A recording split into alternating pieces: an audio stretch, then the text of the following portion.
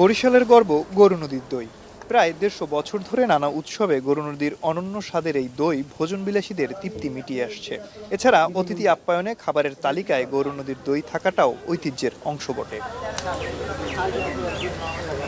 কয়ারিয়া গ্রামের বাসিন্দা শাহজাহান হাওলাদার প্রতিদিন বিভিন্ন খামার থেকে দুধ সংগ্রহ করে সড়ক পথে নিয়ে যান পালর্দি নদীর ঘাটে। এরপর নৌকায় তুলে কলস ভর্তি দুধ নিয়ে যায় ননী ঘোষের গরু নদী ঘোষ মিষ্টান্ন ভাণ্ডারে।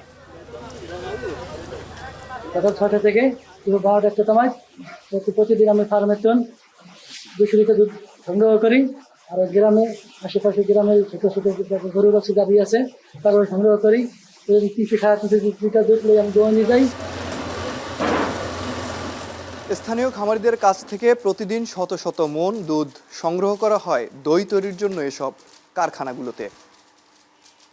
এরপর সেই দুধগুলো বড় বড় কড়াইয়ে জাল দেয়া হয়।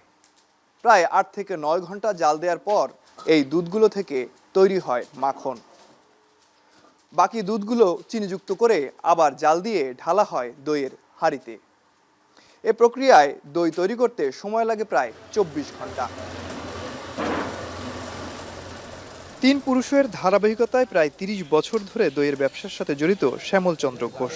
স্বাভাবিক সময়ে প্রতিদিন ১৫ থেকে ২০ মণ দই তৈরি হলেও ঈদসহ যে কোনো উৎসবের সময়ে তৈরি হয় প্রায় ৫০ থেকে ৬০ মণ। তবে দ্রব্যমূল্যের ঊর্ধ্বগতির সাথে তাল মিলিয়ে দইয়ের মান ধরে রাখা কঠিন বলে দাবি শ্যামল চন্দ্রের।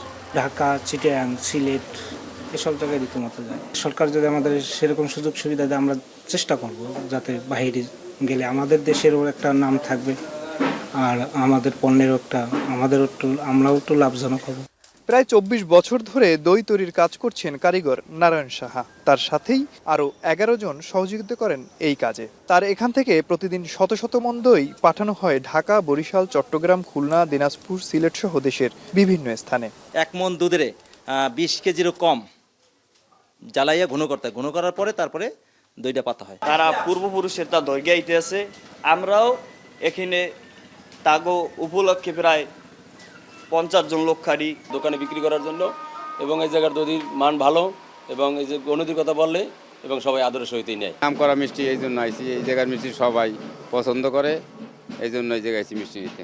গণতির দই মিষ্টি সবচেয়ে ভালো। গরুর দুধ থেকে দধি এবং ছানাটা এবং মিষ্টিটা তৈরি হয় এবং গুণগত মান ১০০% কোয়ালিটি সম্পন্ন। গরু নদীর ঐতিহ্যবাহী দই সরকারি সব ধরনের প্রদর্শনীতে স্থান পায়। এ খাবারকে জিআই পণ্য হিসেবে স্বীকৃতি দিতে ঊর্ধ্বতন কর্তৃপক্ষের মাধ্যমে সরকারের নজরে নিয়ে আসার কথা জানান উপজেলা নির্বাহী কর্মকর্তা। আমরা এই গরু নদীর দইটাকে বিভিন্ন সময় সরকারের যে বিভিন্ন প্রদর্শনী থাকে সেখানে আমরা নিয়ে যাচ্ছি, এবং এটাকে জিআই পণ্য হিসেবে করার জন্য আমার সর্বসাধারণের লোকজন এবং গরু নদীর যে সুশীল সমাজ আছে, স্থানীয় নেতৃবৃন্দ আছেন, তারা এই ব্যাপারে আমার সাথে কথা বলেছেন। এটা আমরা আমাদের ঊর্ধ্বতন কর্তৃপক্ষের মাধ্যমে আমরা সরকারের নজরে নিয়ে আসবো। গরু নদী ঘোষ মিষ্টান্ন ভাণ্ডারে প্রতি মাসে লেনদেন দাঁড়ায় প্রায় অর্ধ কোটি টাকা।